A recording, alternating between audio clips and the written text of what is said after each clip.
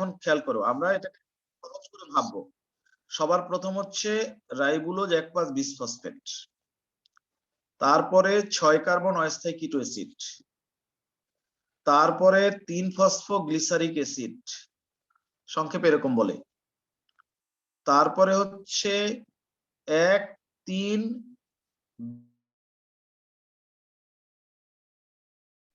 তারপরে হচ্ছে 3 ফসফোগ্লিসারালডিহাইড, এটাকে এভাবে লেখে, সাথে পাশাপাশি হবে ঢ্যাপ।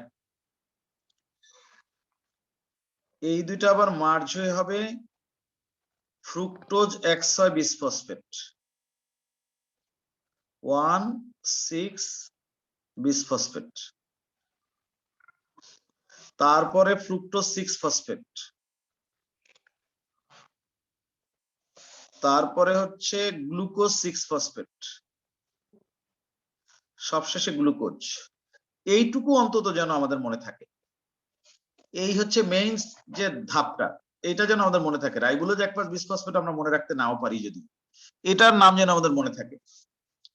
রাইবুলোজ 1,5 বিসফসফেট, সরি, ওই যে রাইবুলোজ যে পুনরুৎপাদন, এই যে আবার রাইবুলোজটা পুনরুৎপাদন হয়, এই দিকটা আমার মনে না থাকলেও এইটুকু যেন মনে রাখতে পারি প্লিজ। এটা আমার কিন্তু বিরাট অনুরোধ থাকবে। রাইবুলোজ 1,5 বিসফসফেট কি করে, কার্বন ডাই অক্সাইড এবং পানি এই দুজনকে ধরে প্রথমে 6 কার্বন অস্থায়ী কিটো অ্যাসিড, তারপরে 2 অণু 3 ফসফোগ্লিসারিক অ্যাসিড, তারপরে 1,3 বিসফসফোগ্লিসারিক অ্যাসিড, তারপর হচ্ছে 3 phosphoglyceraldehyde, dihydroxy acetone phosphate, fructose 1,6 bisphosphate, fructose 6 phosphate, glucose 6 phosphate, glucose. এই অংশটুকু কিন্তু একেবারে টু দি পয়েন্টে মুখস্থ করবা, এইটুকুতে যেন কোনো ঝামেলা না থাকে। কি পারবা না এটা? জি স্যার, পারা যাবে। পারা যাবে, এই কটা নাম পারা যাবে তো অবশ্যই। আর এখানকার এনজাইমের কথাও যেন একটু মনে থাকে। এখানে হচ্ছে রুবিস্কো, সবার প্রথমটা তো একটু ইন্টারেস্টিং, রুবিস্কো নামটা মনে থাকবে। তারপরের গুলো অত বেশি কঠিন না। যদি দেখো এখানে একটা ফসফরাস অ্যাড হয়েছে, তাহলে তুমি কাইনেজ দাও। আর যদি দেখো তুমি অ্যালডিহাইড হয়েছে, তাহলে এখানে ডিহাইড্রোজেনেজ দাও। যদি দেখো এই দুইটা আবার এটা থেকে এটা হয়েছে, তাহলে এখানে আইসোমারেজ দাও। যদি দেখো এই দুইটা মার্জ হয়ে একটা পদার্থ তৈরি হয়েছে, এখানে অ্যালডোলেজ দাও। তারপরে ফ্রুক্টোজ 1,6 বিসফসফেট থেকে ফ্রুক্টোজ 6 ফসফেট হয়েছে, একটা ফসফরাস সরে গেছে, আচ্ছা এখানে তুমি ফসফেটেস দিতে চাও, দাও ফসফেটেস। ডিফসফোরাইলেজও লিখতে পারো, কোনো সমস্যা নেই, একই জিনিস, কাইনেজ লিখলেও চলবে। ফ্রুক্টোজ 6 ফসফেট থেকে গ্লুকোজ 6 ফসফেট, এটা সোজা তুমি আইসোমারেজ দিবা। আর গ্লুকোজ 6 ফসফেট থেকে যখন ফাইনালি তুমি গ্লুকোজ পাবা, এখানেও তুমি ফসফেটেস দাও বা কাইনেজ দাও বা ডিফসফোরাইলেজ দাও, যা দাও একই জিনিস। এইটুকু কি মনে রাখতে আমরা পারবো? প্লিজ এইটুকু একটু মনে রাখা কিন্তু লাগবে। স্যার আর প্রশ্ন ছিল স্যার, একটু ডিস্টার্ব করলাম। আসো দাঁড়াও, এইটুকু নিয়ে একটু কথা বলি। সিফাত, এইটুকু মনে রাখতে পারবো কিনা? হ্যাঁ স্যার। আর সঞ্জীব, মাধুরী, এটুকু মনে রাখতে পারবা? ওয়েবসাইট গুলো মুখস্থ হয়ে গেছিল ওই দিন। ওই সাইডও মুখস্থ করতে পারলে ভালো, না পারলে অত ভয়ের কিছু না। সাগর, এইটুকু একটু মনে করা লাগবে যে বাবা, পারবা কিনা বলো এই ধাপ কয়টা? জি স্যার, পারবো ইনশাআল্লাহ। আচ্ছা এখন বলো তো, ওই জন্য আরেকটু কি বলতে চাইছিলা? স্যার আমরা যে প্রথমে রাইবুলোজ 1,5 বিসফসফেট যে থাকে ওইটার সাথে হচ্ছিল আমরা প্রথমে একসাথে কার্বন ডাই অক্সাইড হার হলো পানি যুক্ত করে দিয়েছি, কিন্তু স্যার এখানে যদি দেখা যাচ্ছিল যে আমরা যদি কার্বন ডাই অক্সাইড পানি একসাথে হচ্ছে রাইবুলোজ 1,5 বিসফসফেটের সাথে যুক্ত করে দিই, তাহলে বিক্রিয়া একটু সমস্যা ঘটে। এই কারণে হচ্ছিল প্রথমে হচ্ছিল কার্বন ডাই অক্সাইড প্রথমে কার্বন ডাই অক্সাইড অ্যাড করবা, পরের ধাপে পানি অ্যাড করবা, এই তো? হ্যাঁ স্যার, নয়তো বিক্রিয়া একটু সমস্যা ঘটে আর কি। আচ্ছা বুঝছি, আচ্ছা করো, তাতে অসুবিধা নাই কিছু। প্রথম ধাপে কার্বন ডাই অক্সাইড দিবা, পরের ধাপে পানি দিবা, নাহলে এই যে হাইড্রোজেনের হিসাব মিলাইতে অসুবিধা হয়, এই তো? না স্যার, বিক্রিয়াতেই সমস্যা ঘটে যায় স্যার, কি বিক্রিয়াটা হইতে পারে নাকি একসাথে পানি দিয়ে দিলে? আচ্ছা সমস্যা নেই, তাহলে তুমি প্রথম ধাপে দিবা কার্বন ডাই অক্সাইড, পরের ধাপে দিবা পানি, অসুবিধা নাই, দাও। আমি এটা যদি সিম্পলিফাইড করার জন্য দিছি, কথা বুঝতে পারছো? তুমি এটা এখানে দিলো যে তোমার কেটে দেবে, তা কাটবে না। আচ্ছা তাহলে আমরা মোটামুটি C3 চক্রটা মনে রাখার একটু চেষ্টা করব, তাই তো? পারবো তো? জি স্যার। পারবো। এবার আসো আমরা C4 চক্র করব। C4 চক্রটা হচ্ছে কি, এইটার কি ব্যাখ্যা লাগবে না ব্যাখ্যা দেওয়া লাগবে না? ওটার ব্যাখ্যা? না ব্যাখ্যা লাগবে না, এটা খালি বারবার প্র্যাকটিস করবো, আর কিছু ব্যাখ্যা নাই। ব্যাখ্যা কি জানো আমি বলি, এটা কিভাবে লিখতে হয়। এটা লিখতে হয় কিভাবে দেখো, এই যে এই বিক্রিয়াটাকে আমরা কয়েকটা ধাপে ভাগ করে করে লিখতে পারি, একেবারে শেষ পর্যন্ত প্রত্যেকটাই। যেমন প্রথম ধাপে তুমি লিখবা ribulose 1,5 bisphosphate plus carbon dioxide equal to হচ্ছে 6 কার্বন কিটো অ্যাসিড। এটার ব্যাখ্যা কি দেখে দেখে বলবা। কার্বক্সিলেজ এনজাইমের প্রভাবে রাইবুলোজ 1,5 বিসফসফেট কার্বন ডাই অক্সাইডের সাথে বিক্রিয়া করে 6 কার্বন বিশিষ্ট অস্থায়ী কিটো অ্যাসিড তৈরি করে। এটা হচ্ছে প্রথম লাইনের ব্যাখ্যা, দেখে দেখে খালি লিখে দিতে হয় আর কিছু না। দ্বিতীয়ত কি, এই 6 কার্বন কিটো অ্যাসিড, তাই না, কিটো অ্যাসিড এইটা আবার পানির সাথে বিক্রিয়া করে ভেঙে যায়, ভেঙে গিয়ে 2 অণু 3 ফসফোগ্লিসারিক অ্যাসিড উৎপাদন করে। এটা হচ্ছে দ্বিতীয় লাইন, দেখে দেখে লিখবা, এখানে কোনো এনজাইম লাগবে না।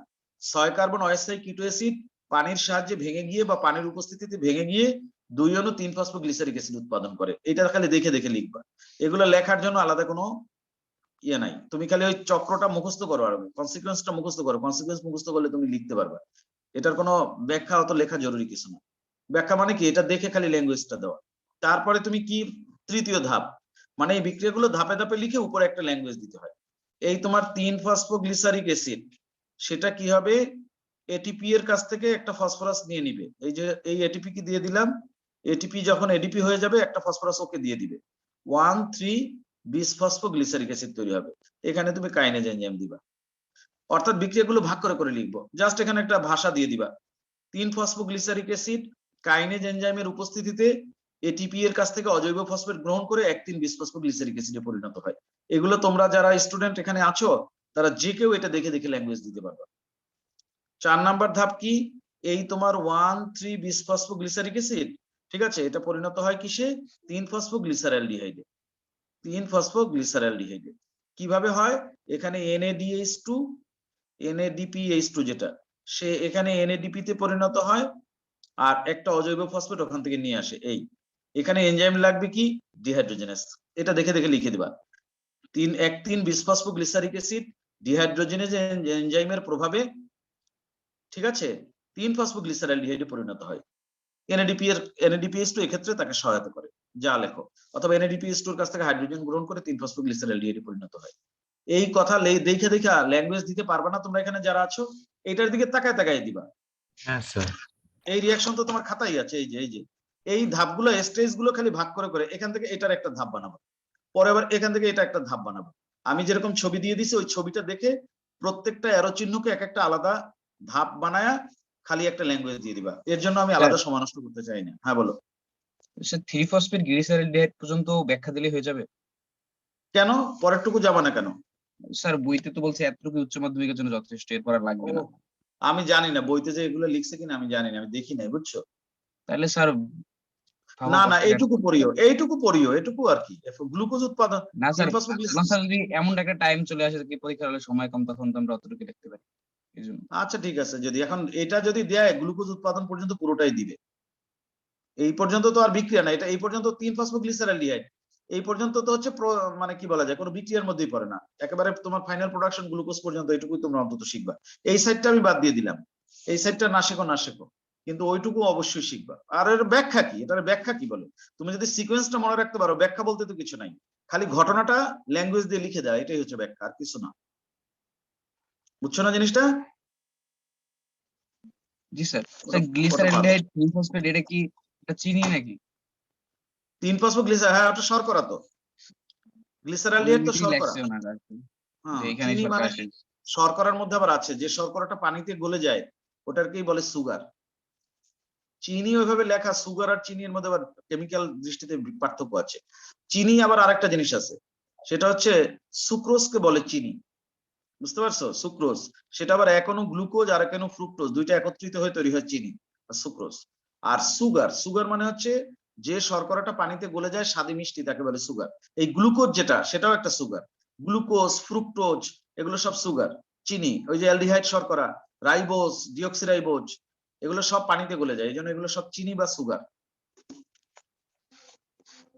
ঠিক আছে?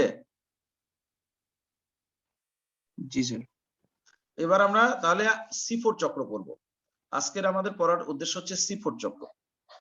আচ্ছা এখন শোনো, এই যে C3 চক্র আমরা দেখলাম, C3 চক্রেতে মাধুরী বলয়, মাধুরী তুমি বলো C3 চক্রের প্রথম স্থায়ী পদার্থের নাম কি?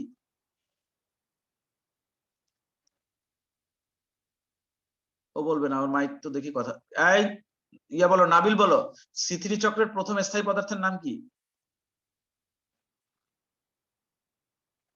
3-phosphoglyceraldehyde না? না, glyceric acid. Glyceric acid sir. গ্লিসারালডিহাইডটা তো আরেকটু পরে পাওয়া যায়। 3-ফসফোগ্লিসারিক অ্যাসিড বা 3-ফসফোগ্লিসারিক অ্যাসিড।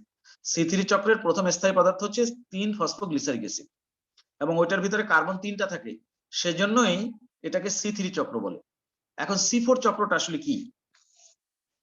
শোনো, কিছু উদ্ভিদ আছে, যেমন মনে করো ঘাস, ভুট্টা, আখ, এরকম কিছু উদ্ভিদ আছে, ওরা আবার এই উপরের যে চক্রটা মাত্র পড়লা, ওইটা ওরা করতে পারে না। কেন করতে পারে না? খেয়াল করো, ওদের পাতাগুলো এমন, এই সমস্ত উদ্ভিদের পাতার দিকে তাকাও, এই সমস্ত উদ্ভিদের পাতায় কিন্তু অসংখ্য এরকম লম্বা লম্বা শিরা থাকে, সমান্তরাল শিরা বিন্যাস, যেহেতু ওরা একবীজপত্রী উদ্ভিদ। ঘাস, ভুট্টা, আখ, এই সমস্ত উদ্ভিদ হচ্ছে একবীজপত্রী উদ্ভিদ, ওদের শিরা বিন্যাসটা হচ্ছে সমান্তরাল। এবং ওদের যে পত্ররন্ধ্র থাকে, এই যে পত্ররন্ধ্র, পত্ররন্ধ্র কিন্তু ওদের নিচের পিঠেও থাকে, উপরের পিঠেও থাকে, কারণ ওদের পাতা হচ্ছে সমাঙ্ক পৃষ্ঠ পাতা। সমাঙ্ক পৃষ্ঠ পাতা উভয় পৃষ্ঠে থাকে, যেন সমাঙ্ক পৃষ্ঠ। যাই হোক, সেটা ভিন্ন ব্যাপার। আরেকটা মজার বিষয় হচ্ছে ওদের এই যে পত্ররন্ধ্র, এই ছিদ্র দিয়ে যখন কার্বন ডাইঅক্সাইড প্রবেশ করে, আমরা তো জানি কার্বন ডাইঅক্সাইড যখন প্রবেশ করে তাকে ধরে কে? তৌহিদ বলো, কার্বন ডাইঅক্সাইডটাকে প্রথম কে গ্রহণ করে? RUBP, মানে রাইবোলোজ একপাশ বিসফসফেট, তাই না? অন্যান্য নরমাল উদ্ভিদে আমরা C3 চক্রে কি দেখলাম? কার্বন ডাইঅক্সাইড যখন প্রবেশ করে তাকে কে গ্রহণ করে? কার্বন ডাইঅক্সাইড গ্রাহকের নাম কি? হ্যাঁ, রাইবোলোজ একপাশ বিসফসফেট। কিন্তু এই সমস্ত উদ্ভিদে পত্ররন্ধ্রের ভেতরে যখন কার্বন ডাইঅক্সাইড প্রবেশ করে, তার চারপাশে যে কোষগুলো থাকে, এই কোষগুলোকে বলা হয় মেসোফিল কোষ। এই কোষগুলোর ভেতরে এই রাইবোলোজ একপাশ বিসফসফেট থাকে না। এই জিনিসটা ওদের এই পত্ররন্ধ্রের চারপাশের কোষে থাকে না। তাহলে না থাকলে কার্বন ডাইঅক্সাইডটাকে ধরবে কে? সমস্যা না? যার কথা ছিল কার্বন ডাইঅক্সাইডকে ধরার, সে যদি না থাকে তাহলে কার্বন ডাইঅক্সাইডটাকে ধরবে কে? সমস্যা নাই। এই সমস্ত উদ্ভিদের এই পত্ররন্ধ্রের চারপাশের যে মেসোফিল কোষ, সেখানে কার্বন ডাইঅক্সাইডটাকে ধরার জন্য আরেকটা উপাদান আছে, তার নাম হচ্ছে ফসফোইনোল পাইরুভিক অ্যাসিড। ফসফোইনোল পাইরুভিক অ্যাসিড, এই জিনিসটা দেখতে এরকম, CH3 C double bond O, না, CH3 COH C double H, CH3 CHOH COH। ঠিক বলছি কিনা জানি না, পাইরুভিক অ্যাসিডের সংকেত ঠিক আছে কিনা দেখো তো। আমার তো মনে হয় ঠিক আছে। 3 কার্বন বিশিষ্ট? হ্যাঁ, এটা 3 কার্বন বিশিষ্ট। এটার নাম হচ্ছে পাইরুভিক অ্যাসিড। না, এই যে আমি শ্বসনের সময় যে পাইরুভিক অ্যাসিডটা, হ্যাঁ হ্যাঁ হ্যাঁ, প্রথম যেটা লিখছিলাম ওইটাই ঠিক ছিল। CH3 এটা ঠিক ছিল, পরেরটা ভুল করছি, ডাবল বন্ড থাকে COH, এবার ঠিক আছে। CH3 COCH, এটাকে বলে পাইরুভিক অ্যাসিড, সংক্ষেপে আমরা বলি PA। এই উপাদানটা থাকে ওদের, CH3 C ডাবল বন্ড ও COH, এটার নাম হচ্ছে পাইরুভিক অ্যাসিড। এই উপাদানটা এই সমস্ত উদ্ভিদের এই মেসোফিল কোষের চারপাশে থাকে। ওরা কিন্তু কার্বন ডাইঅক্সাইডটাকে ধরে, এবং ওরা কার্বন ডাইঅক্সাইডটাকে এত বেশি পছন্দ করে, রাইবোলোজ একপাশ বিসফসফেটের চেয়েও বেশি পছন্দ করে। কেন? সেটা হচ্ছে এই, যদি C3 যে সমস্ত উদ্ভিদ আছে, C3 যে সমস্ত উদ্ভিদ আছে, ওদের ক্ষেত্রে যদি তোমার বাতাসে কার্বন ডাইঅক্সাইডের কনসেন্ট্রেশন মোটামুটি 50 থেকে 500 ppm না হয়, ppm মানে কি? Parts per million. 50 থেকে 500 ppm যদি কার্বন ডাইঅক্সাইড বাতাসে না থাকে, তাহলে কিন্তু ওই রাইবোলোজ একপাশ বিসফসফেট তারে ধরে না। না, 500 না, 150, সরি, 50 থেকে 150। 50 থেকে 150 ppm কার্বন ডাইঅক্সাইড বাতাসে থাকতে হবে, তাহলে সেই কার্বন ডাইঅক্সাইড ব্যবহার করে ওই রাইবোলোজ 1,5 বিসফসফেট কিন্তু সালোক সংশ্লেষণ করবে। কিন্তু ফসফোইনল পাইরুভিক অ্যাসিড জিনিসটা এমন, পাইরুভিক অ্যাসিড না, ওদের থাকে হচ্ছে ফসফোইনল পাইরুভিক অ্যাসিড, মানে এটা পাইরুভিক অ্যাসিড, এটার যখন কি বলা যায়, এই 3 নাম্বার কার্বনে যখন এখানে CH3 আছে না, এইখানে যদি এরকম হয় CH এখানে 2 থাকবে, একটা হাইড্রোজেন থাকবে না, সাথে একটা ফসফরাস লাগবে। কিভাবে লাগবে? ফসফরাস মানে তো অজৈব ফসফেট, তাই না? ফসফরাস মানে কিন্তু শুধু ফসফরাস না, এটা ফসফরিক অ্যাসিড। ফসফরিক অ্যাসিড হচ্ছে এরকম H3PO4, সেটার স্ট্রাকচারটা কেমন?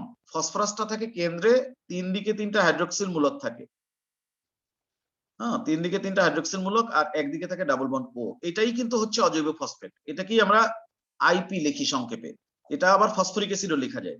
এই জিনিসটা এসে এখানে যুক্ত হয়। কিভাবে যুক্ত হয় জানো? ওর এই যে 3টা হাইড্রোক্সিল মূলক আছে, যে কোনো একটা হাইড্রোক্সিল মূলকের যদি OH চলে যায়, আর এখানে CH3 ছিল, CH3 এর যদি একটা হাইড্রোজেন চলে যায়, তাহলে OH আর এই H এখনো পানি হয়ে চলে যায়, তখন এই ফসফরাসের একটা হাত খালি হয়ে যায়, কার্বনের একটা হাত খালি হয়ে যায়, সেই হাত দিয়ে এই ফসফরাসটাকে সে ধরে। বুঝতে পারছো? তখনই এটার নাম হয় ফসফোইনল পাইরুভিক অ্যাসিড, এটাকে বলা হয় ফসফোইনল পাইরুভিক অ্যাসিড। বুঝতে পারছো? পাইরুভিক অ্যাসিডের সাথে যখন ফসফরাসটা এসে যুক্ত হয়, তখনই সেটার নাম হয় ফসফোইনল পাইরুভিক অ্যাসিড। এই জিনিসটা ওদের থাকে, এই পত্ররন্ধ্রের চারপাশে যে কোষগুলো আছে মেসোফিল কোষ, সেখানে থাকে। এবং এই ফসফোইনল পাইরুভিক অ্যাসিড এমন একটা উপাদান, সে কার্বন ডাইঅক্সাইডটাকে খুব পছন্দ করে। কিরকম পছন্দ করে জানো? বাতাসে যদি মাত্র 5 থেকে 10 ppm কার্বন ডাইঅক্সাইড থাকে, তাহলেই সে খুশি। এত অল্প কার্বন ডাইঅক্সাইড থাকলেও সেটা দিয়ে ধরে সে সালোক সংশ্লেষণ করতে পারে। বুঝতে পারছো? এই জন্য ওদের সালোক সংশ্লেষণের সিস্টেমটা একটু ভিন্ন। ওদের সিস্টেমটা কি আমি বুঝাই, খেয়াল করো। এই ধরো মনে করো পত্ররন্ধ্র, C4 চক্রটাকে বোঝো, তারপর আমি একেবারে সোজা করে মুখস্থ করাই দিব। এটা ধরো পত্ররন্ধ্র, পত্ররন্ধ্রের চারপাশে এগুলো হচ্ছে সাধারণ কোষ, যেটাকে তুমি মেসোফিল কোষ বলতে পারো। এগুলো হচ্ছে মেসোফিল কোষ। এখন এই সমস্ত কোষে কার্বন ডাইঅক্সাইড এই ঢুকলো, এই ধরো কার্বন ডাইঅক্সাইড এখানে ঢুকলো, কার্বন ডাইঅক্সাইড। এখন এই সমস্ত কোষে, এমনকি রক্ষী কোষেও, ওদের পত্ররন্ধ্রের চারপাশে যে রক্ষী কোষ সেখানেও, আর এই রক্ষী কোষের চারপাশে যত কোষ আছে সেখানেও, সমস্ত কোষে আছে পিপা নামক একটা পদার্থ। পিপা মানে কি? ফসফোইনল পাইরুভিক অ্যাসিড, যেটার চেহারা এইমাত্র দেখলাম। CH2 এই ফসফরাসকে ধরছে, কার্বনের ডাবল বন্ড COOH, এটার নাম হচ্ছে ফসফোইনল পাইরুভিক অ্যাসিড। পাইরুভিক অ্যাসিড, এটাকে আমি সংক্ষেপে বলতে চাই পিপা। পিপা, ফসফোইনল পাইরুভিক অ্যাসিড। যেমন রাইবোলোজ 1,5 বিসফসফেটকে সংক্ষেপে বলে RUBP, ঠিক তেমনি এটাকে আমরা সংক্ষেপে বলতে চাই পিপা। এই পদার্থটা, এটা কিন্তু ওদের এই পত্ররন্ধ্রের চারপাশের কোষগুলোতে আছে। এবং এই পদার্থটার মধ্যে কার্বন কয়টা আছে বলো? 3টা কার্বন আছে, তাই না? এটা একটা 3 কার্বন বিশিষ্ট যৌগ। এই পদার্থটাই ওই কার্বন ডাইঅক্সাইডটাকে ধরে। এই মনে করো কার্বন ডাইঅক্সাইডটাকে ধরলো, ধরলে ও এমন একটা পদার্থ তৈরি করে, তার ভিতরে কার্বনের সংখ্যা কয়টা থাকবে বলো? ফসফোইনল, হ্যাঁ, ফসফোইনল পাইরুভিক অ্যাসিড যখন কার্বন ডাইঅক্সাইডটাকে ধরে, তখন যে পদার্থ তৈরি হবে তার ভিতরে কয়টা কার্বন থাকবে? সিফাত বলো। 4টা। সেই পদার্থটার নাম হচ্ছে অক্সালো অ্যাসিটিক অ্যাসিড। সেটা দেখতে এরকম COOH, তারপরে দেখো C ডাবল বন্ড O, তারপরে হচ্ছে CH2, তারপরে COOH। এই পদার্থটা তৈরি হয়। এই পদার্থটার নাম হচ্ছে অক্সালো অ্যাসিটিক অ্যাসিড। এবং এটার ভিতরে কার্বন আছে 4টা, 4 কার্বন। এবং এই পদার্থটা যে তৈরি হয়, এটাই স্থায়ী পদার্থ। যেহেতু C3 চক্রের ওখানে 3 ফসফোগ্লিসারিক অ্যাসিডটা ছিল 3 কার্বন বিশিষ্ট পদার্থ, সেটা ছিল স্থায়ী পদার্থ, সেই জন্য ওটার নাম ছিল হচ্ছে C3 চক্র। আর এই সমস্ত উদ্ভিদের ক্ষেত্রে প্রথম যে স্থায়ী পদার্থ তৈরি হয় তার নাম হচ্ছে অক্সালো অ্যাসিটিক অ্যাসিড, এবং এটার কার্বনের সংখ্যা হচ্ছে 4, সেই জন্যই এটাকে বলে C4 চক্র। বুঝতে পারছো না পারো নাই? কথা বলো, বুঝছো নাকি বোঝো নাই? বুঝছি স্যার। বুঝতে পারছো? আচ্ছা, এই জন্য এটাকে কি বলে? C4 চক্র। এখন এই অক্সালো অ্যাসিটিক অ্যাসিডটা যখন তৈরি হয়, সে কি করে, অক্সালো অ্যাসিটিক অ্যাসিডটা তার ভিতরে কিছু গুণগত পরিবর্তন ঘটে এবং সে তোমার হাইড্রোজেন গ্রহণ করে কার কাছ থেকে জানো, NADPH2 আছে না, ওর কাছ থেকেও হাইড্রোজেন গ্রহণ করে NADP-টা বের হয়ে যায়। এই NADPH2 যদি NADP তে পরিণত হয় তাহলে হাইড্রোজেন ওর ভেতরে চলে যাবে, তখনও পরিণত হয় এমন একটা পদার্থে, কার্বনের সংখ্যা সেম থাকে, শুধু হাইড্রোজেনের সংখ্যা বেড়ে যায় আর কিছু গাঠনিক পরিবর্তন ঘটে। সেই উপাদানটার নাম হচ্ছে ম্যালিক অ্যাসিড। ওটা দেখতে এরকম COOH, তারপরে হচ্ছে CH2, এই যে এখানে ডাবল বন্ড ভেঙে গেল, এক পাশে হাইড্রোক্সিল মূলক আর এক পাশে হাইড্রোজেন লাগবে, বুঝতে পারছো? এই হাইড্রোজেন গুলো, এই দুইটা হাইড্রোজেন কিন্তু আগে ছিল না, এই দুইটা ওর কাছ থেকে আসছে। হ্যাঁ, তখন সে এরকম, আর বাকি সবকিছু ঠিক থাকে, COOH এই উপাদানটা তৈরি হয়। এই উপাদানটাকে বলে ম্যালিক অ্যাসিড। কার্বনের সংখ্যা কিন্তু সেমই থাকে, 4 কার্বন। তৌহিদ বলো, এই রিঅ্যাকশন গুলো হচ্ছে কোন জায়গায় বসে জানো? ওই পত্ররন্ধ্রের চারপাশে যে কোষ আছে না, সেখানে বসে রিঅ্যাকশন গুলো হচ্ছে। কি কি রিঅ্যাকশন হলো দেখো, এটা ধরো একটা মেসোফিল কোষ, এটা একটা মেসোফিল কোষ। মেসোফিল কোষ কি? মেসোফিল কোষ হচ্ছে পত্ররন্ধ্রের চারপাশের যে কোষগুলো, এগুলো এক ধরনের প্যারেনকাইমা কোষ। প্যারেনকাইমার একটা ধরন আছে পেলিসেড প্যারেনকাইমা, স্পঞ্জি প্যারেনকাইমা। ওই পেলিসেড প্যারেনকাইমা কি মেসোফিল কোষ বলে। এটা একটা মেসোফিল কোষ। এই কোষের মধ্যে পিপা নামক পদার্থ আছে। পিপার ফুল সহকারী কোষগুলোই কি মেসোফিল কোষ হ্যাঁ, ওই বলে? সহকারী কোষ। এমনকি তুমি রক্ষী কোষকেও মেসোফিল কোষ বলতে পারো। মেসোফিল কোষটা হচ্ছে এক ধরনের প্যারেনকাইমা কোষ। সহকারী রক্ষী কোষ তো নামগুলো আসছে পত্ররন্ধ্রের সাপেক্ষে, পত্ররন্ধ্রকে রক্ষণাবেক্ষণ করে এই জন্য নাম রক্ষী কোষ। রক্ষী কোষকে আবার সাহায্য করে এই জন্য সহকারী কোষ। কিন্তু তুমি যখন টিস্যুর দিক দিয়ে পড়বা যে এই কোষটার ধরনটা কি, এটা এক ধরনের আসলে প্যারেনকাইমা কোষ। প্যারেনকাইমা, কোলেনকাইমা, স্ক্লেনকাইমা, সেই দৃষ্টিতে যদি পড়ো, রক্ষী কোষ, সহকারী কোষ, এরা সবাই হচ্ছে প্যারেনকাইমা কোষ। প্যারেনকাইমা কোষের মধ্যে যে প্যারেনকাইমা কোষগুলো খুব ঘন সন্নিবিষ্ট ভাবে থাকে তাদেরকেই আবার মেসোফিল কোষ বলে। আর যে প্যারেনকাইমা কোষগুলো দূরে দূরে থাকে, ফাঁকা ফাঁকা থাকে, তাদেরকে বলে স্পঞ্জি প্যারেনকাইমা। আর যে প্যারেনকাইমা কোষগুলো ঘন সন্নিবিষ্ট ভাবে থাকে তাদেরকে পেলিসেড প্যারেনকাইমা বলে বা মেসোফিল কোষ বলে। তুমি রক্ষী কোষ বলো, সহকারী কোষ বলো, এদের সবাইকেই তুমি মেসোফিল কোষ বলতে পারো। তাহলে এই মেসোফিল কোষের মধ্যে, বা তুমি এখানে রক্ষী কোষ লেখো অথবা সহকারী কোষ লেখো, কোনো সমস্যা নাই। তার মানে এখানে কি হয়েছে, কার্বন ডাইঅক্সাইডটা ঢুকতেছে, এই ধরো বাইরে থেকে কার্বন ডাইঅক্সাইড ঢুকতেছে, এই ঢুকলো কার্বন ডাইঅক্সাইড। ঢোকার পরে এই ফসফোইনোল পাইরুভিক অ্যাসিড কি করবে, ওই কার্বন ডাইঅক্সাইডটাকে ধরবে। আর ধরে কি করবে, সে ফসফোইনোল পাইরুভিক অ্যাসিডটা কার্বন ডাইঅক্সাইডটাকে ধরবে, আর পানি তাকে দিতে হবে। এবার কিন্তু পানি তাকে সাথেই দিতে হবে, হ্যাঁ, প্লাস পানি তাকে দিতে হবে। দিলে এই ফসফোইনোল পাইরুভিক অ্যাসিড, এই কার্বন ডাইঅক্সাইড, এই পানি সবাই একত্রিত হয়ে, এবার আর কোনো অস্থায়ী পদার্থ নাই, এমন একটা পদার্থ তৈরি করবে যার নাম হচ্ছে অক্সালো অ্যাসিটিক অ্যাসিড। এই ফসফোইনোল পাইরুভিক অ্যাসিডের কার্বনের সংখ্যা হচ্ছে 3, কিন্তু অক্সালো অ্যাসিটিক অ্যাসিডের কার্বনের সংখ্যা হচ্ছে 4। এবার অক্সালো অ্যাসিটিক অ্যাসিড কি করবে, অক্সালো অ্যাসিটিক অ্যাসিড 2টা হাইড্রোজেন গ্রহণ করবে। আচ্ছা, এইখানে কার্বন ডাইঅক্সাইড সে গ্রহণ করছে, ঠিক আছে।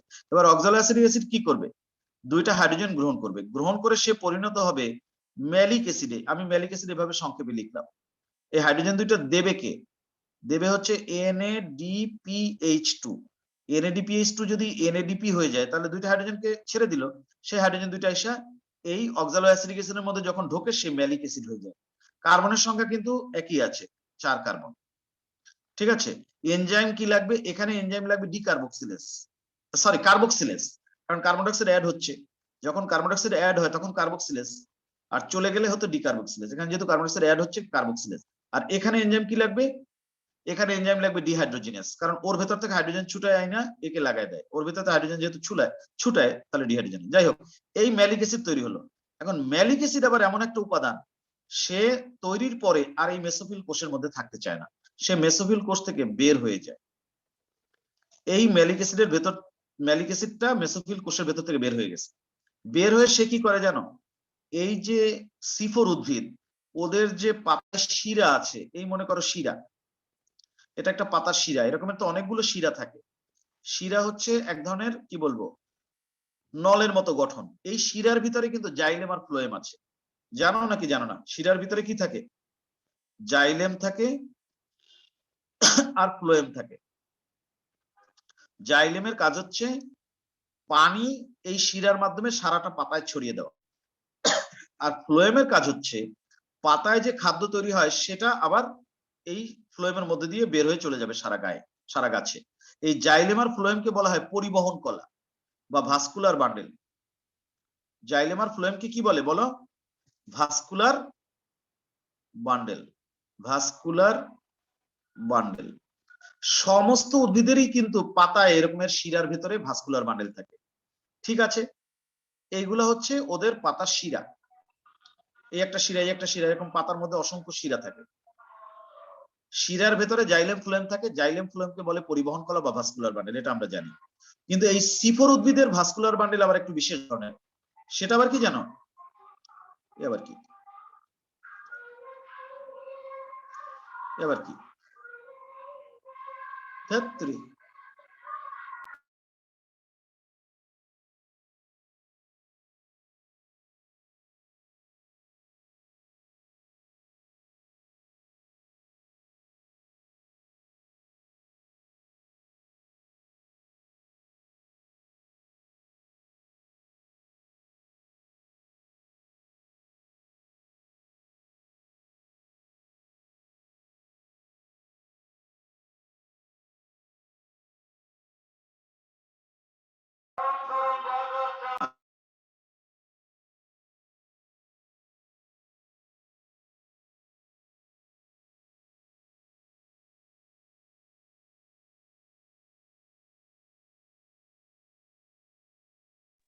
ঠিক আছে, চানাচু বিক্রি করে মাইক ছেড়ে, কি আশ্চর্যের বিষয়। আচ্ছা শোনো, এখন যেটা বলছিলাম যে ধরো এই এই যে কলমটা, এই কলমটা মনে করো এই সিফোর উদ্ভিদের একটা শিরা।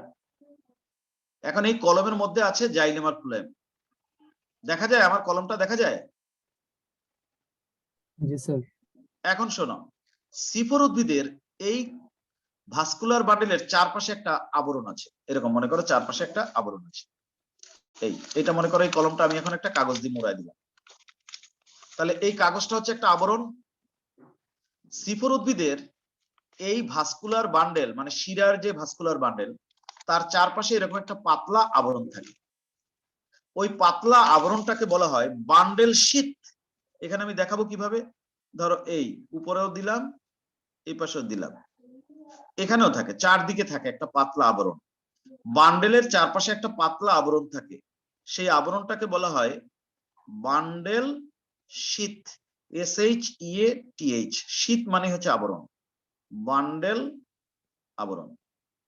সিফোর উদ্ভিদের পাতার যে শিরা, সেই শিরার চারপাশে এরকম একটা পাতলা আবরণ থাকে যাকে বলা হয় বান্ডেল শীত। এখন মনে করো এই শিরাটাকে তুমি কাটছো আড়াআড়ি ভাবে, স্যার এটা এই একটা শুধু শিরা কাট। সিফোর উদ্ভিদেই থাকে? হ্যাঁ, সিফোর উদ্ভিদেই থাকে। আমরা এই শিরাটাকে ধরো কাটলাম, কেটে মনে করো পাতার ভিতরে কিন্তু জাইলেম আর ফ্লোয়েম মিক্স করা থাকে। ওই মূলে বা কাণ্ডে যেরকম দেখছো একদিকে জাইলেম একদিকে ফ্লোয়েম, ওরকম না, পাতায় কিন্তু জাইলেম আর ফ্লোয়েম এরকম পাশাপাশি থাকে। মনে করো এটা জাইলেম আর মনে করো এটা ফ্লোয়েম। ফ্লোয়েমের মাধ্যমে কি হবে, পাতায় যে খাদ্য তৈরি হবে সেটা ইস এত অশান্তি করতেছে। এটা মনে করো জাইলেম, এটা মনে করো ফ্লোয়েম। তাহলে এই জাইলেম আর ফ্লোয়েমের চারপাশে কি আছে? বান্ডেল শীত। এই মনে করো সেই বান্ডেল শীত। বান্ডেল শীতও তো অসংখ্য কোষ দিয়ে তৈরি হবে। উদ্ভিদের ভিতরে যা কিছু আছে কোষ ছাড়া তো আর কিছুই না। এই হচ্ছে বান্ডেল শীত। স্যার এটা স্যার শিরার প্রস্তুত এটা হ্যাঁ শিরা, এই পুরোটা হচ্ছে শিরা। শিরাটাকে আমি কাটে ফেলছি, মনে করো শিরাটা অনেক বড় না, সেটার আমি কেটে কাটা মুখটা তোমার দিকে ফিরাই ধরছি। এটা মনে করো জাইলেম, এটা মনে করো ফ্লোয়েম। এর চারপাশে এইগুলো হচ্ছে কি বান্ডেল শীতের কোষ। এই জিনিসটা হচ্ছে বান্ডেল শীত। নাবিল ধরাতে পারছি আমি? হ্যাঁ স্যার। আচ্ছা, এখন এই বান্ডেল শীতের যে কোষ, একটা কোষ আমি মনে করো বড় করে এখানে আঁকি জুম করে, এটা মনে করো একটা কোষ। এটা কিসের কোষ? ওই বান্ডেল শীত কোষ। তোমাদের কিছু লেখা লাগবে না, লেখার সময় এখন আসে না, আমি বুঝাই নাই তারপর লিখবা। এটা নাম হচ্ছে বান্ডেল শীত কোষ। এই এখানকার একটা শীত কোষ বড় করে দেখাইছি। এই যে ম্যালিক অ্যাসিডটা মেসোফিল কোষের মধ্যে যে তৈরি হয়, সে ম্যালিক অ্যাসিডটা মেসোফিল কোষের মধ্যে তৈরির পরে ওই কোষ থেকে বের হয়ে আসে এই বান্ডেল শীত কোষের মধ্যে ঢোকে। এই এসে ঢুকলো। ম্যালিক অ্যাসিডের চরিত্রই হচ্ছে এমন। তৈরির পরে আর মেসোফিল কোষের মধ্যে থাকতে চায় না, সে মেসোফিল কোষ থেকে বের হয়ে এসে বান্ডেল শীত কোষের মধ্যে ঢোকে, দৌড়ায় ছুটে চলে যায়, যেখানে বান্ডেল শীত কোষ আছে সেখানে গিয়ে সে পৌঁছায়, সেখানে গিয়ে সে প্রবেশ করে। এইটা হচ্ছে সেই ম্যালিক অ্যাসিড। সিফাত আমাকে বলো, এই ম্যালিক অ্যাসিডের ভেতরে কয়টা কার্বন আছে? এই 4টা। 4টা। ঠিক আছে, ওই অক্সালো অ্যাসিটিক অ্যাসিডটাই ম্যালিক অ্যাসিডে পরিণত হয়েছে। অক্সালো অ্যাসিটিক অ্যাসিড যখন 2টা হাইড্রোজেন গ্রহণ করে আর তার ভিতরে কিছু গাঠনিক পরিবর্তন ঘটে, তখনই সে হয়ে যায় ম্যালিক অ্যাসিড। এই বান্ডেল শীত কোষের মধ্যে ঢোকার পরে ডিকার্বক্সিলেজ এনজাইমের প্রভাবে এই ম্যালিক অ্যাসিডের ভেতর থেকে কার্বন ডাই অক্সাইড বের হয়ে যায়। কি বের হয়ে যায় বলো তো? কার্বন ডাই অক্সাইড বের। একটা এনজাইম বাধ্য করে কার্বন ডাই অক্সাইডটাকে বের করে দিতে।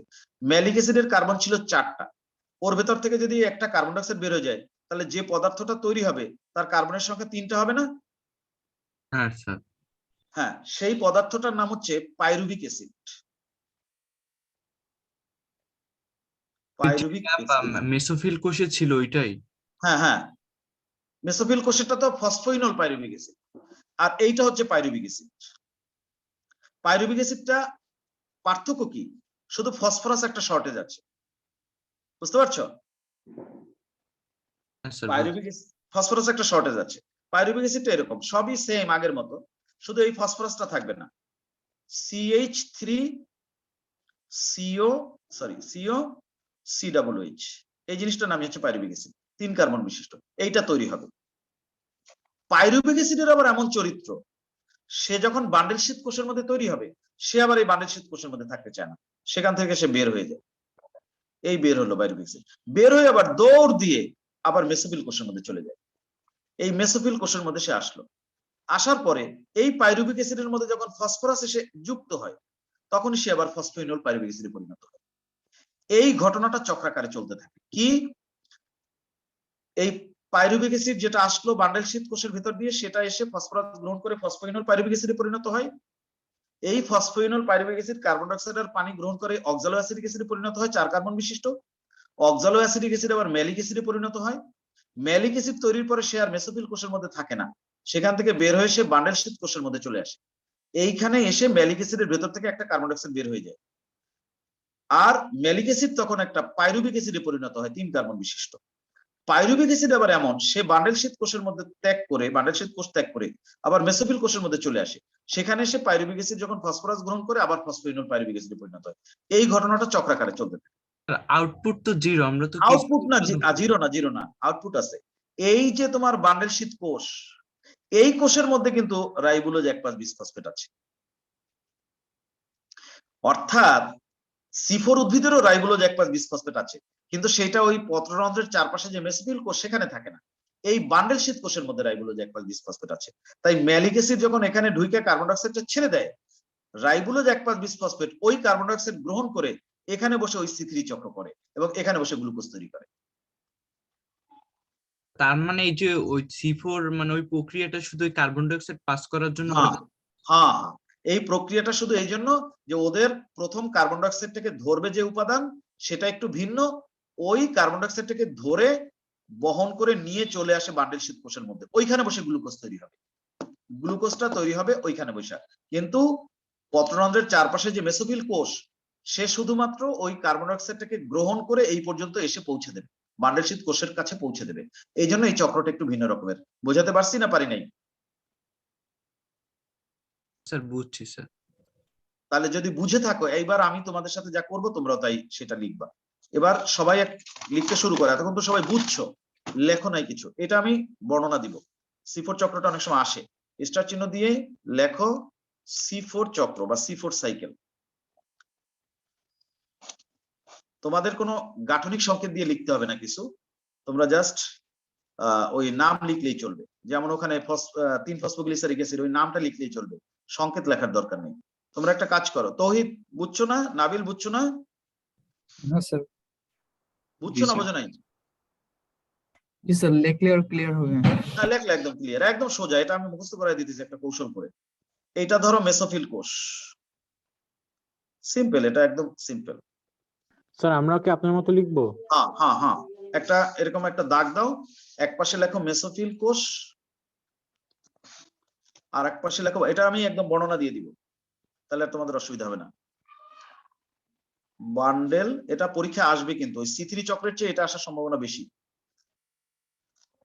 যেহেতু এটা ছোট, কোন প্রশ্নেরই তো 4-এর বেশি উত্তর দেওয়া যায় না, এই জন্য এটা আসার সম্ভাবনা, এটা 4 নম্বরের জন্য আদর্শ। লিখছ? এই পাশে হচ্ছে মেসোফিল কোষ, তারপরে লেখো বান্ডেল শীত কোষ। লিখছ?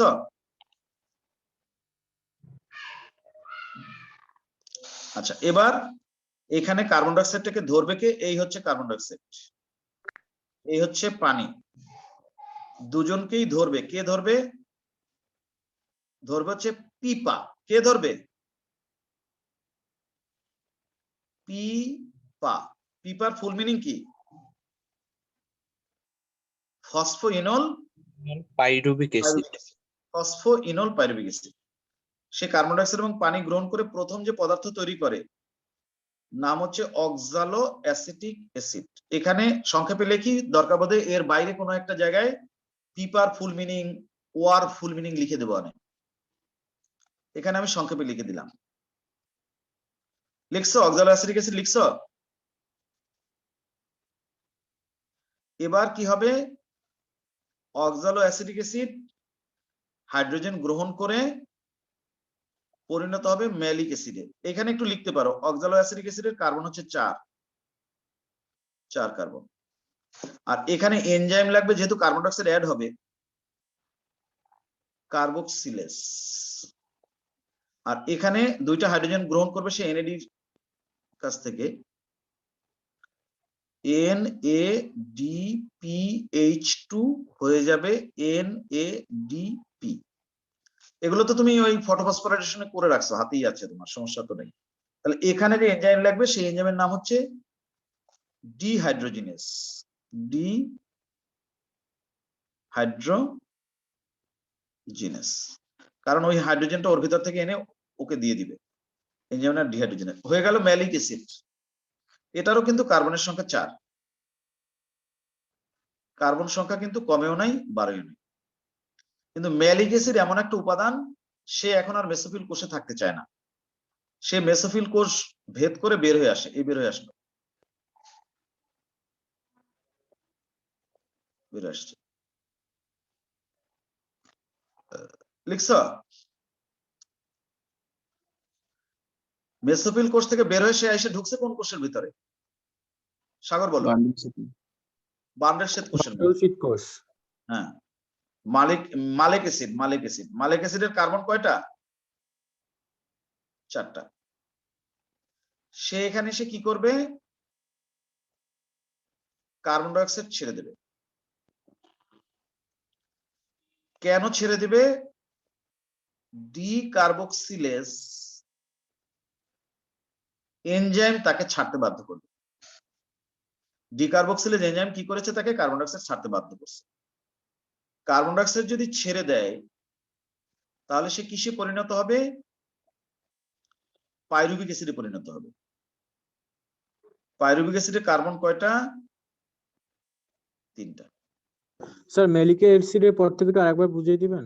এই যে ম্যালিক অ্যাসিড কার্বন ডাইঅক্সাইড ছেড়ে দিল, ডিকার্বক্সিলেজ এনজাইম তাকে কার্বন ডাইঅক্সাইড ছাড়তে বাধ্য করলো। ডি মানে তো বাধ্য করা, ডিলিট করা। ডিকার্বক্সিলেজ এনজাইম ম্যালিক অ্যাসিডের ভেতর থেকে কার্বন ডাইঅক্সাইডটাকে বের করে দিল। তাহলে ম্যালিক অ্যাসিডের একটা কার্বন কমে গেল, এখন পাইরুভিক অ্যাসিড তৈরি হবে যার কার্বন 3টা, ওর কার্বন 4টা। এই একটা কার্বন যদি বের হয়ে যায় তাহলে 3 কার্বন বিশিষ্ট পদার্থ তৈরি হবে, CH3COCH, পাইরুভিক অ্যাসিড। এই কার্বন ডাইঅক্সাইডটাকে ধরবে কে? এইখানে আছে তোমার RUBP, রাইবুলোজ 1,5 বিসফসফেট। এই বান্ডেল শীত কোষের মধ্যে রাইবুলোজ 1,5 বিসফসফেট আছে। এখানে বসে সে C3 চক্র করবে আর গ্লুকোজ তৈরি হবে। বোঝা যাচ্ছে? এই রাইবুলোজ 1,5 বিসফসফেট কার্বন ডাইঅক্সাইডটাকে ধরে এখানে বসে C3 চক্র করবে আর গ্লুকোজ তৈরি করবে।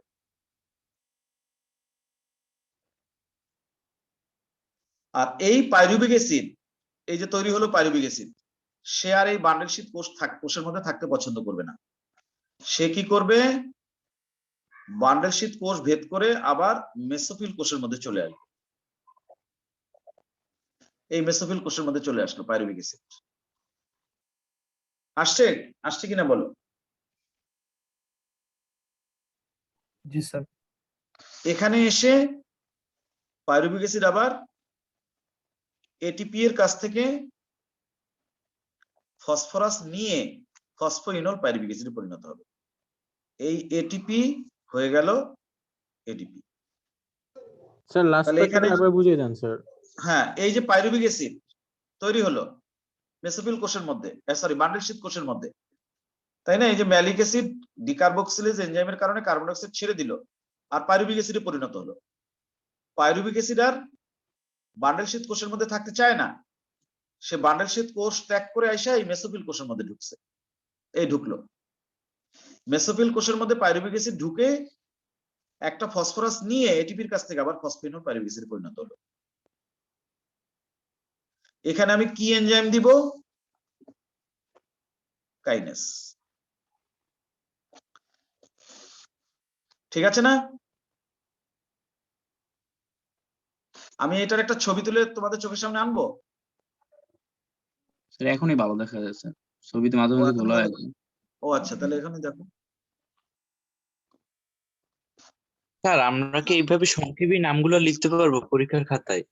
না, এখানে লেখো পরীক্ষার খাতা, তুমি আবার নিচে এব্রিভিয়েশন দিয়ে ইলাবোরেশন দিয়ে দিবা। এই যে ইলাবোরেশন আমি এখানে দিয়ে দিচ্ছি। অক্সালো এসিটিক অ্যাসিড এরকম হ্যাঁ, লিখে দেব। হ্যাঁ, পারবা। নিচে আলাদা এরকম যদি বক্সে আবার ইলাবোরেশন দিয়ে দাও তাহলে কোনো সমস্যা নেই। এই দেখো আমি দিয়ে দিচ্ছি। পিপা ইকুয়াল টু লেখো ফসফো ইনোল পাইরুভিক অ্যাসিড। সমস্যা কি? লিখে দিলাম অক্সালো অ্যাসিটিক অ্যাসিড। অক্সালো অ্যাসিটিক অ্যাসিড, সমস্যা কি? লিখে দিলাম। আর কি আছে? এম এ মালিক না মেলিক? Malic acid. আর কোনটা লাগবে? বেশি তো না। আর হচ্ছে পিএ পাইরুভিক অ্যাসিড। এটুকু লিখে দিলেই চলবে, সমস্যা কি?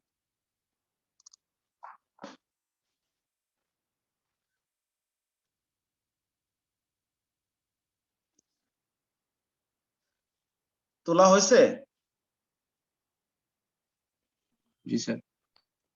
এখন এটা মনে রাখার জন্য কিভাবে মনে রাখবো দেখো, এই যে সবাই খেয়াল করো, আমার সাথে সাথে বলবা, বলো ওয়া মামা পাপা পিপা। ওয়া মামা পাপা পিপা। শেষ।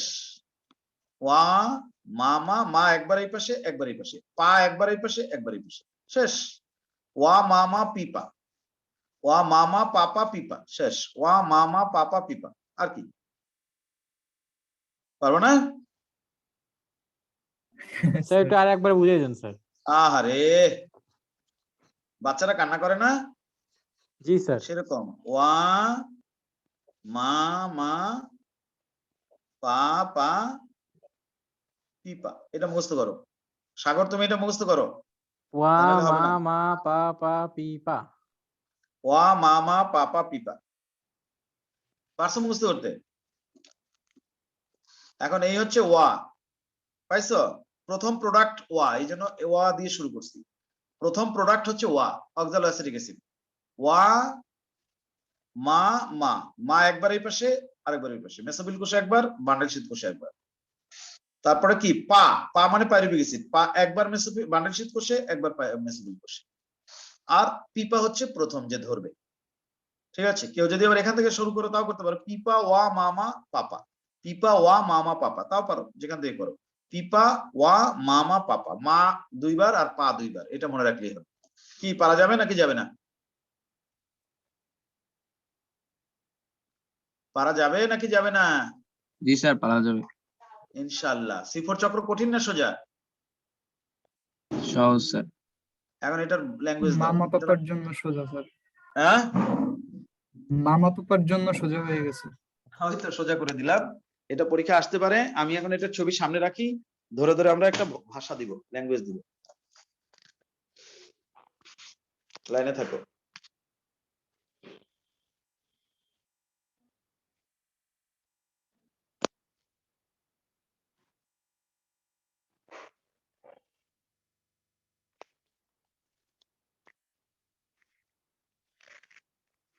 এই আগামী শনিবার কিন্তু তোমরা ওই যে টাইম চেঞ্জ করো।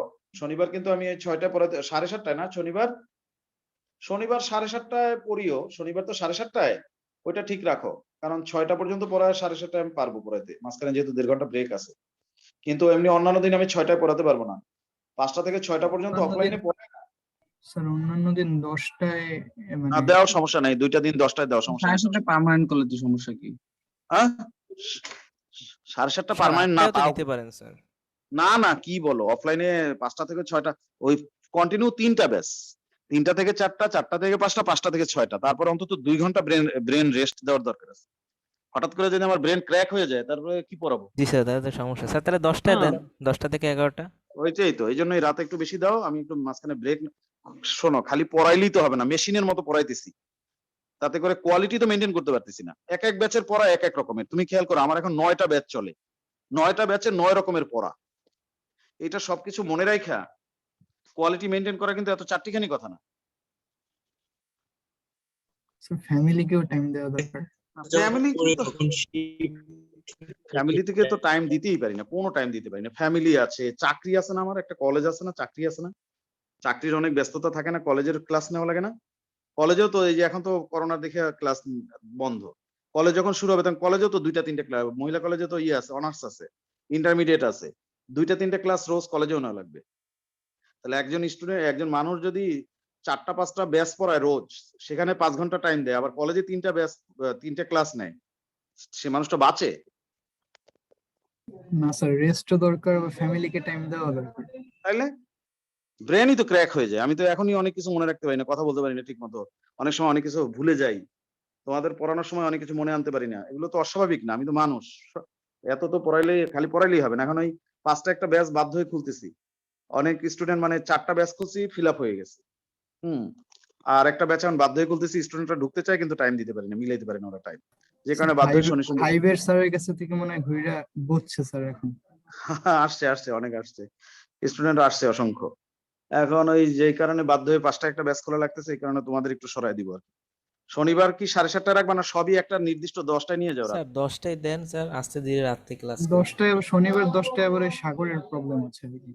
সাগর তো হয়েছে কি, সাগর তো মহাসাগর। সাগরে কিছু সমস্যা? এটাই থাকবে। সুমন স্যারের কাছে রিভিশন ব্যাচে করে। ও স্যার, ওই ব্যাচে আবার আমিও আছি। বুঝছি, আচ্ছা ঠিক আছে, একদিন না কষ্ট 9টা করলাম। থেকে 10টা পর্যন্ত পরে বাইরে হয়ে যাবি। স্যার হাতে মালিতে তো ক্লাস হয় না স্যার, আপনাদের মহিলা কলেজে নেওয়া লাগে? হ্যাঁ হ্যাঁ, মহিলা কলেজে না, ক্লাস তো নেওয়া লাগবে, যে এখন তো করোনার জন্য বন্ধ। স্যার রবি মঙ্গলে স্যার দেওয়া যায় না হাতে 10টায়? মালিতে স্যার শুনি যে কোনো সময় ক্লাস টেলাস হয় না, স্টুডেন্টরাও যায় না, না। ক্লাস হয় না। তা জানি না, ওই জায়গার খবর আমি জানি। মহিলা কলেজে ক্লাস নেওয়া লাগে খুব, মহিলা কলেজে স্যার মেয়েরা রবি মঙ্গল কি স্যার কোনো সমস্যা আছে? রবিমঙ্গল কয়টায় দিবে? রাত 10টায় জি স্যার। দাও, কোনো অসুবিধা নেই, আমার আপত্তি নেই, দাও, অসুবিধা কি? কি রবি মঙ্গল? না না রবি মঙ্গল না স্যার, ও রবি মঙ্গলই তো স্যার, তাহলে ঠিক আছে, সমস্যা নেই। রবিমঙ্গল দিবা দেওয়া 10টায় যায় তো তো, রাত। সমস্যা কি? জি হ্যাঁ স্যার। দাও দাও দাও, সেটাই করো, রবিমঙ্গল রাত 10টায় দাও। আর স্যার আমাদের বায়োটেকনোলজি স্যার শেষ হইতে কয়দিন লাগবে? ও তো 2-3টা ক্লাস লাগবে, ও তো সোজা জিনিস। ওটা তো খালি মুখস্থ স্যার, ওটা বোঝার অত হ্যাঁ বেশি হ্যাঁ, কিছু ওটা না। একটা দুইটা আইটেম আছে, একটু খালি বুঝাই দেবো, আর তা সব সব নিজেরা পড়ে নেবো, একবার পড়লেই হয়ে যাবে, আর সোজা গল্প। 2-একটা আইটেম আছে, একটু বুঝাই দেবো, আর বাকিটা সব পড়ে নেবো, আর সোজা জিনিস। স্যার রবি এই- মঙ্গল স্যার সমস্যা স্যার, ওই শনি সোম বুধ স্যার ঠিক আছে স্যার। ওই রবিমঙ্গল একটা 7টায় পড়তে খরচ করছে সুমন্ত স্যারের কাছে। ভাই 7টা আবার শহীদ স্যারের কাছে থাকে। 9:30 পর্যন্ত পড়া আর কি। 10টায় পারবি না তুই? 10টায় আচ্ছা, এটা পারবো। এটা তোমরা চিন্তা ভাবনা করে গ্রুপে টাইম সেট করো। হ্যাঁ, আমি তো বললামই, আমার দিকটাও দেখো। হ্যাঁ স্যার, স্যার এই একটু স্যার 10টায় কার প্রবলেম? শনি সোম বুধ? স্যার আমার তো মনে হয় স্যার শুধু সাগরের আর আমার প্রবলেম শুধু। আচ্ছা, শনিবার দিন 7:30টায় থাকুক, বাকি 2 হ্যাঁ দিন ঠিক তো আছে, 10টায়, শনিবার রাখো তাইলেই তো হয়। 7:30টায়। শনিবার 7:30টায় রাখো। শনিবার 8টায় দিতে পারো না? 7:30 না রেখে একটু আধা ঘন্টা না, সরালে কি সমস্যা অসুবিধা? নেই স্যার, হ্যাঁ 8টায় হয়, সমস্যা নেই। 8টায় আর অসুবিধা হয়? না স্যার 8টায় সমস্যা নেই। তাহলে শনিবার 8টায় করো আর বাকি 2 দিন করো রাত 10টায়। জি স্যার, তাইলে হয়। জি জি স্যার, স্যার, তাহলে তাহলে সেটাই ঠিক আছে থাকুক স্যার। কথা। তাহলে এটা সেটেল করো। হ্যাঁ ঠিক আছে। সালাম আলাইকুম। আপনারা না কেন যাও, কেন এটা লিখবে না? কোনটা স্যার, এই ব্যাখ্যা তোমরা লিখতে হবে? ব্যাখ্যা লেখা লাগবে না, লিখবে না, একটু লিখে যাও। আচ্ছা স্যার, এখন পড়া আছে, এখন পড়া আছে, না স্যার, তা একটু প্রবলেম লিখে যাও। শেষ। না এটা একটু লিখে যাও, এটার ব্যাখ্যাটা আসে তো, এটা একটু লিখে যাও। হয়তো পারবা, তারপর আমি একটু লিখে দিই। লেখো C4 উদ্ভিদে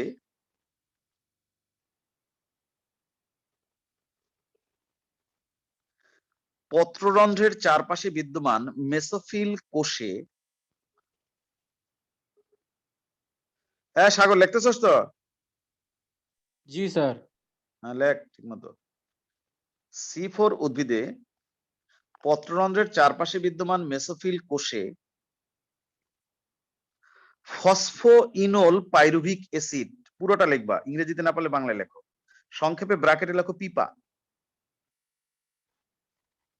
C4 উদ্ভিদে পত্ররন্ধ্রের চারপাশে বিদ্যমান মেসোফিল কোষে ফসফোইনোল পাইরুভিক অ্যাসিড নামক 3 কার্বন বিশিষ্ট পদার্থ থাকে।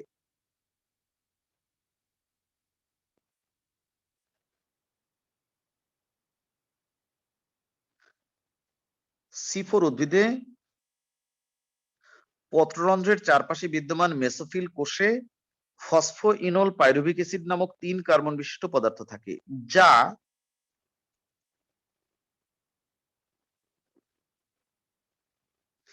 বায়ু থেকে গৃহীত কার্বন ডাই অক্সাইড এবং H2O মানে পানি, যা বায়ু থেকে গৃহীত কার্বন ডাই অক্সাইড এবং পানি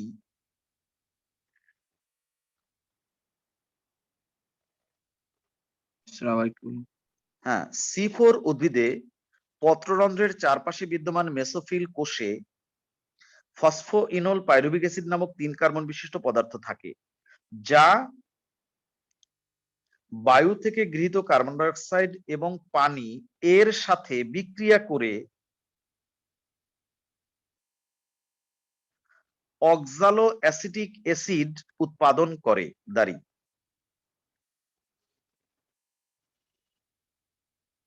অক্সালো অ্যাসিটিক অ্যাসিড উৎপাদন করে। দাঁড়ি আবার বলি, C4 উদ্ভিদে পত্ররন্ধ্রের চারপাশে বিদ্যমান মেসোফিল কোষে ফসফোইনোল পাইরুভিক অ্যাসিড নামক পদার্থ থাকে, যা বায়ু থেকে গৃহীত কার্বন ডাই অক্সাইড এবং পানি এর সাথে বিক্রিয়া করে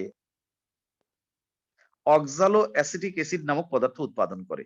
দাঁড়ি স্যার মেসোফিল কোষটা উচ্চারণ করা লাগে না স্যার? মেসোফিল কোষ বললাম দেখি, বলছেন? পত্ররন্ধ্রের হ্যাঁ চারপাশে স্যার, বলছেন বিদ্যমান স্যার। মেসোফিল কোষ। হ্যাঁ, পত্ররন্ধ্রের চারপাশে বিদ্যমান মেসোফিল কোষে ফসফোইনোল পাইরুভিক অ্যাসিড নামক পদার্থ থাকে, যা বায়ু থেকে গৃহীত কার্বন ডাই অক্সাইড এবং পানি এর সাথে বিক্রিয়া করে অক্সালো অ্যাসিটিক অ্যাসিড নামক পদার্থ উৎপাদন করে। লিখছ?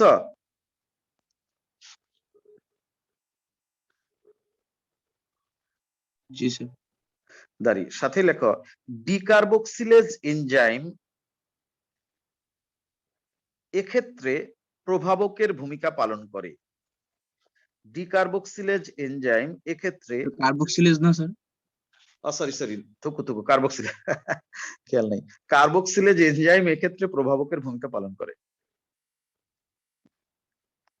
কার্বক্সিলেজ এনজাইম এক্ষেত্রে প্রভাবকের ভূমিকা পালন করে। আর শোনো, এই সিলেবাস শেষ হয়ে গেলে বুঝছো, ওই যে এখন টাইম সেট করলা না, ওই টাইমেই কিন্তু আমরা ওই ইয়াগুলো শুরু করবো, সিলেবাসের বাইরে চ্যাপ্টার শুরু করবো। স্যার সিলেবাস শেষ হইলে মানে আমাদের জুলজিতে তো বাকি আছে অনেকগুলো। জুওলজির সিলেবাস বাকি আছে? হ্যাঁ স্যার, জেনেটিক্স তো হয় নাই। হয়েছে তোমাদের ব্যাচে জেনেটিক্স হয় না? কি বললো? হয়েছে স্যার, কখন হইলো? জেনেটিক্স তো হয়েছে, হ্যাঁ জেনেটিক্স হয়েছে পড়াইছে। স্যার। ও আচ্ছা, জেনেটিক্স তো হয়েছে, মানে আর স্যার বাকি আছে না ওই যে জৈব, ওটার নাম জানো কি স্যার? বায়োটেকনোলজি না জানি কি? বায়োটেকনোলজি শুধু একটা চ্যাপ্টার বাকি আছে, এই উদ্ভিদ বোটানিতে। বিজ্ঞানের। হ্যাঁ বোটানিতে, ওটা তো 2-3টা ক্লাস লাগবে বললামই তো। আর তো কোনো চ্যাপ্টার বাকি নেই, কি বলে না বলে। ও স্যার সিলেবাসের নাই স্যার, তাহলে তো আলহামদুলিল্লাহ স্যার। আমি তো না সিলেবাসের সব চ্যাপ্টার শেষ তো, কি বলি তাহলে। আর শুধু এই চ্যাপ্টারে আছে শ্বসন, এই চ্যাপ্টারের শ্বসনে ধরো 2-3টা ক্লাস লাগবে, আর ওই বায়োটেকনোলজিতে 2-3টা ক্লাস লাগবে। তারপরেই তো আমরা ওই যে ইয়ে শুরু করবো, সিলেবাসের বাইরে চ্যাপ্টার শুরু করবো। আচ্ছা স্যার, তাহলে ঠিক আছে। হ্যাঁ, তুমি মনে হয় নোট দেখো, মনে হয় তোমার নোট মিসিং থাকলে হ্যাঁ, না নোট না নিয়ে মানে নিও। ওই বায়োটেকনোলজি নিয়ে আমি জেনেটিক্স বলছি। হ্যাঁ, বায়োটেকনোলজি শুধু একটু বাকি আছে, ওটা তো সোজা চ্যাপ্টার, ওটা 2-3 ক্লাস লাগবে। শ্বসনে এখানে 2-3টা ক্লাস লাগবে। আচ্ছা, তাহলে এটা লিখছো না? এটুকু তো লিখছো। কার্বক্সিলেজ এনজাইম এক্ষেত্রে প্রভাবকের ভূমিকা পালন করে, লিখছো? জি স্যার। সাথেই লেখো এখানে অফলাইনে যারা পড়ে তারা কিন্তু আমার খুব প্রেসার দিতেছে ওই যে সিলেবাসের বাইরে চ্যাপ্টার শুরু করার জন্য, কিন্তু আমি তো টাইম ম্যানেজ করতে পারতেছি না। এই জন্য আমি খালি ওদের তো সিলেবাস শেষ, ওরা বায়োটেকনোলজি শুরু করবে এই কালকে। তো ওরা তো 2-3টা ক্লাস পরেই সিলেবাস শেষ হয়ে গেলে সিলেবাসের বাইরে চ্যাপ্টার পড়ার জন্য ওরা প্রেসার দিতেছে। আমি কিন্তু তোমরা যেহেতু একটু পিছনে, তোমাদের শেষ না হলে আমি শুরু করব না। আর আমার স্যার হাতে যারা তো অফলাইনে আছে তাদেরও কি অনলাইনে পড়াবেন? হ্যাঁ, এই সিলেবাসের বাইরে চ্যাপ্টার অনলাইনেই পড়াবো, সবাই একটা একসাথে ব্যাচই পড়াবো। থাকবে? হ্যাঁ, একটা ব্যাচই থাকবে। তো এতগুলো ব্যাচ খুলে পোষায় সম্ভব? জি আমার স্যার, সময় আছে? সম্ভব না স্যার। সম্ভব না। আচ্ছা, কি যেন বলছিলাম।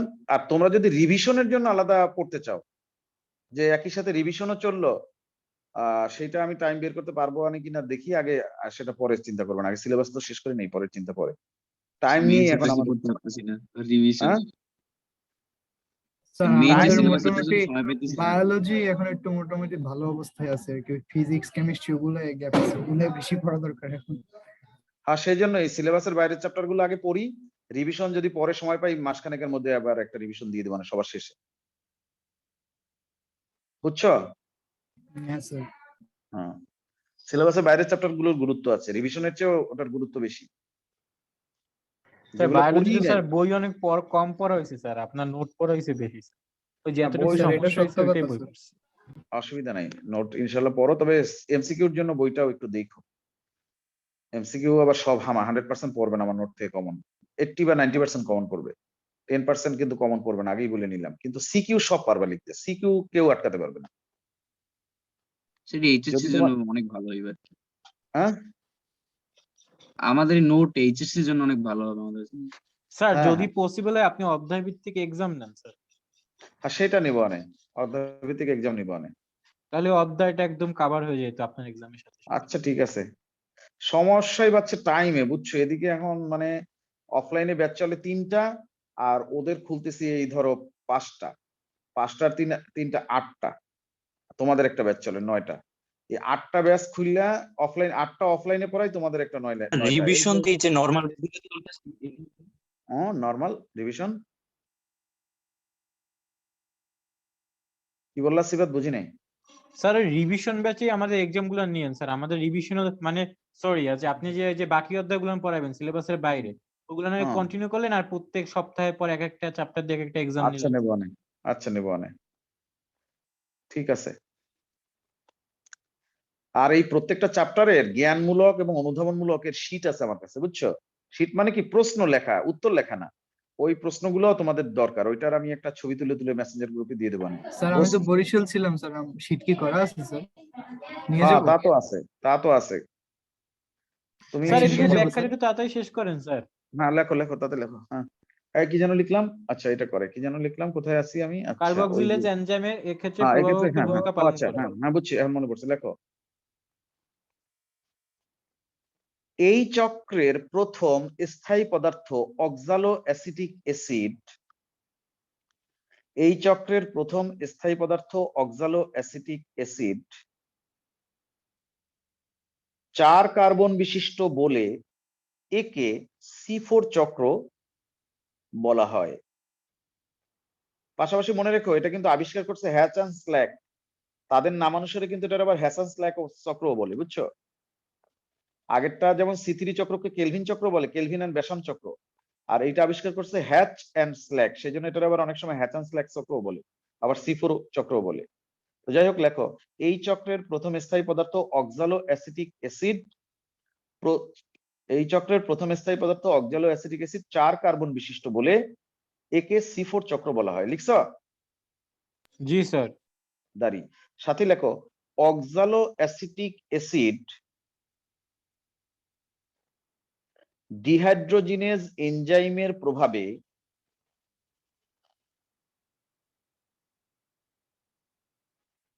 অক্সালো অ্যাসিটিক অ্যাসিড ডিহাইড্রোজিনেজ এনজাইম এর প্রভাবে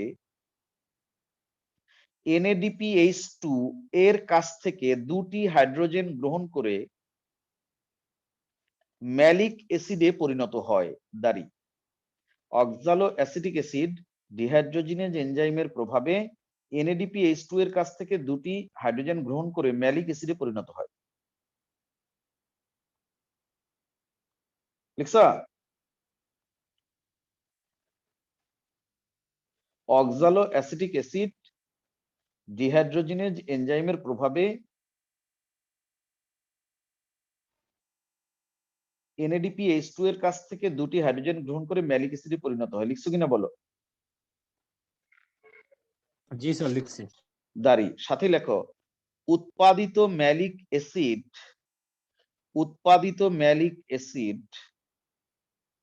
স্যার আগের লাইনটা আরেকবার একটু লাস্টে। হ্যাঁ অক্সালো অ্যাসিটিক অ্যাসিড ডিহাইড্রোজিনেজ এনজাইমের প্রভাবে NADPH2 এর কাছ থেকে দুটি হাইড্রোজেন গ্রহণ করে বা H2 গ্রহণ করে, যা লেখো দুটি হাইড্রোজেন গ্রহণ করে বা H2 গ্রহণ করে ম্যালিক অ্যাসিডে পরিণত হয়।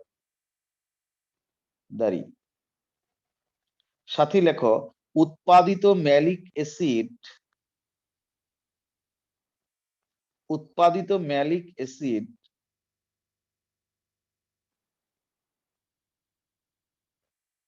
মেসোফিল কোষ ত্যাগ করে বান্ডেল শীত কোষে প্রবেশ করে এবং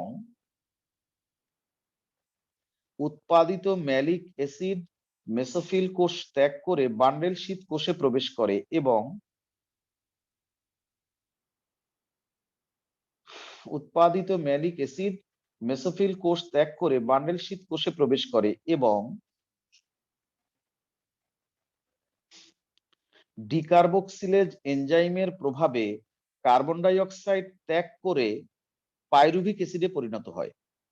দাঁড়ি উৎপাদিত ম্যালিক অ্যাসিড মেসোফিল কোষ ত্যাগ করে বান্ডেল শীত কোষে প্রবেশ করে এবং ডিকার্বক্সিলেজ এনজাইমের প্রভাবে কার্বন ডাই অক্সাইড ত্যাগ করে পাইরুভিক অ্যাসিডে পরিণত হয়।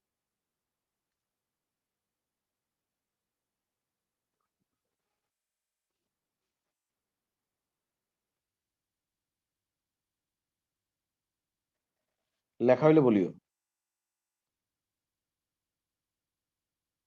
জি স্যার লেখা হয়েছে। দাঁড়ি সাথে লেখো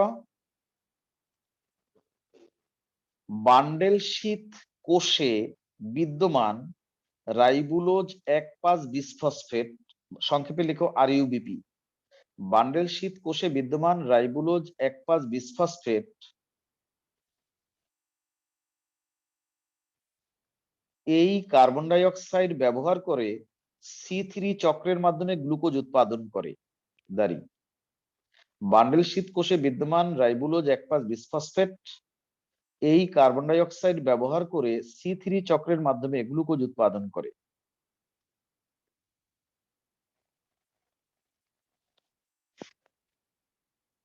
বান্ডেল শীত কোষে বিদ্যমান রাইবুলোজ 1,5 বিসফসফেট এই কার্বন ডাই অক্সাইড ব্যবহার করে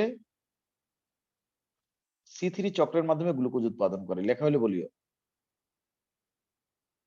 জি স্যার হয়েছে। লাইনটা আরেকবার বলুন। হ্যাঁ বান্ডেল শীত কোষে বিদ্যমান রাইবুলোজ 1,5 বিসফসফেট এই কার্বন ডাই অক্সাইড ব্যবহার করে C3 চক্রের মাধ্যমে গ্লুকোজ উৎপাদন করে।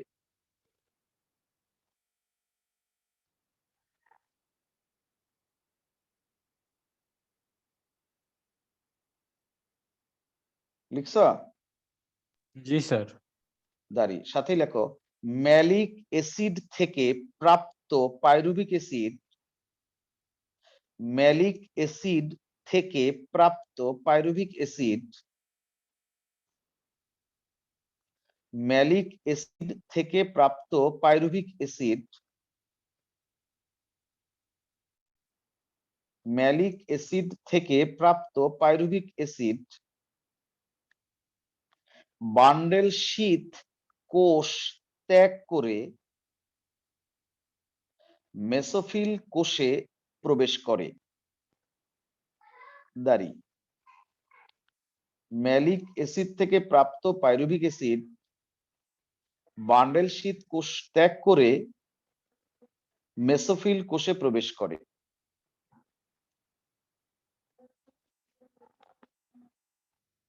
লিখছা? জি স্যার। ম্যালিক অ্যাসিড থেকে প্রাপ্ত পাইরুভিক অ্যাসিড বান্ডেল শীত কোষ ত্যাগ করে মেসোফিল কোষে প্রবেশ করে। লিখছা? জি স্যার। দাঁড়ি সাথেই লেখো পাইরুভিক অ্যাসিড এটিপি এর কাছ থেকে অজৈব ফসফেট গ্রহণ করে পাইরুভিক অ্যাসিড এটিপি এর কাছ থেকে অজৈব ফসফেট গ্রহণ করে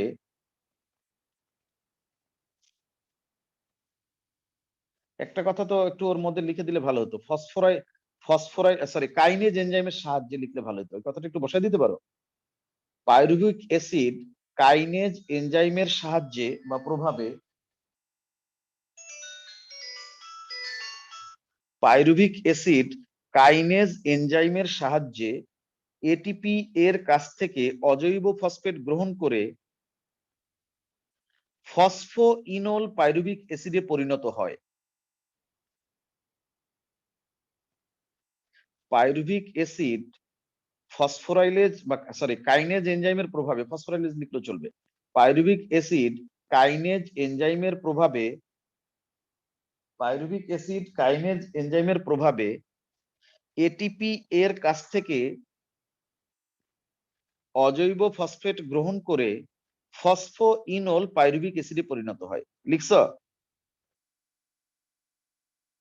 জি স্যার। স্যার অজৈব দাঁড়ি। ফসফেট বাংলায় না লিখে শুধু আইপি লিখলে হবে না?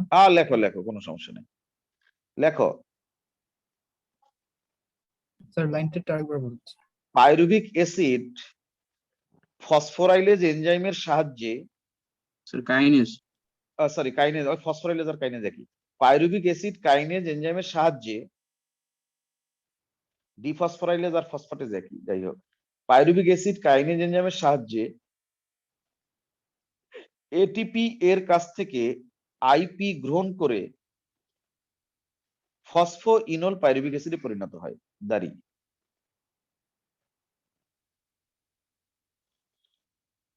সাথেই লেখো চক্রাকারে প্রক্রিয়াটি বারবার ঘটতে থাকে। শেষ, আজকে এটুকুই থাকুক। আল্লাহ হাফেজ। চক্রাকারে প্রক্রিয়াটি বারবার ঘটতে থাকে। আসসালামু আলাইকুম স্যার। আসসালামু আলাইকুম। আল্লাহ হাফেজ। হ্যাঁ।